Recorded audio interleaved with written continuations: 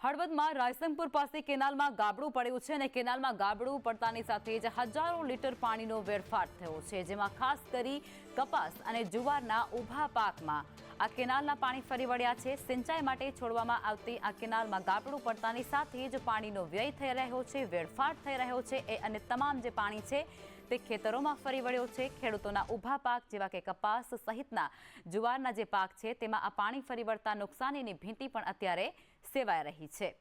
મોરબીથી આ તસવીરો સામે આવી રહી છે, જેમાં કેનાલમાં ગાબડું પડ્યું છે।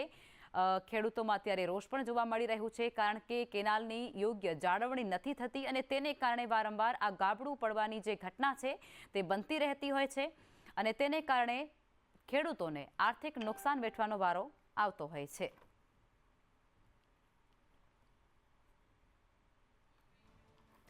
તો મોરબીમાં કેનાલમાં ગાબડું પડ્યા હોવાની ઘટના અને ગાબડું પડતાની સાથે જ હજારો લીટર પાણીનો વેડફાટ થયો છે। સિંચાઈ માટે આ કેનાલમાં પાણી છોડવામાં આવતું હોય છે, પરંતુ કેનાલની જાળવણી યોગ્ય પ્રકારે ન કરાતા તેમાં ગાબડા પડવાની સ્થિતિ સર્જાતી રહે છે અને તેને કારણે જે પાણીનો વ્યય થાય છે તે સીધો ખેડૂતોના ખેતરોમાં જાય છે અને ઊભા પાકને વ્યાપક નુકસાન પહોંચાડે છે। અત્યારે ખાસ કરી અને કપાસનું વાવેતર છે, જેમાં અત્યારે નુકસાન। સંવાદદાતા જગદીશ જોડાઈ ચૂક્યા છે, વધુ વિગતો જગદીશ આપશે। જગદીશ, અત્યારે જે કેનાલનું પાણી છે જે સિંચાઈ માટે છોડવામાં આવતું હોય છે, ગાબડું પડવાને કારણે અત્યારે સીધું ખેતરોમાં ફરી વળ્યું છે, ખેડૂતોને આર્થિક નુકસાન, કઈ પ્રકારની સ્થિતિ? જે પ્રકારે વાત કરવામાં આવે તો હળવદ તાલુકાની વાત કરીએ તો હળવદ તાલુકાના રાયસંગપુર ગામે આજે વહેલી સવારે માઇનોર કેનાલમાં ગાબડું પડ્યું છે। માઇનોર કેનાલ 19D કેનાલમાં આ ગાબડું પડ્યું છે ને જે બ્રાહ્મણી ડેમમાંથી સિંચાઈ માટે પાણી છોડવામાં આવે છે, જેનો રણજીતગઢ, રાયસંગપુર, ચાળદરા અને માયાપુર ગામના સિંચાઈ માટે ખેડૂતોને લાભ મળે છે।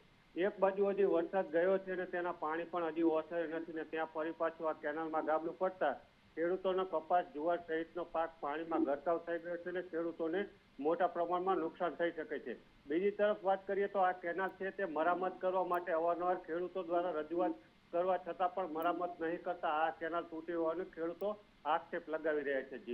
જી આભાર જગદીશ।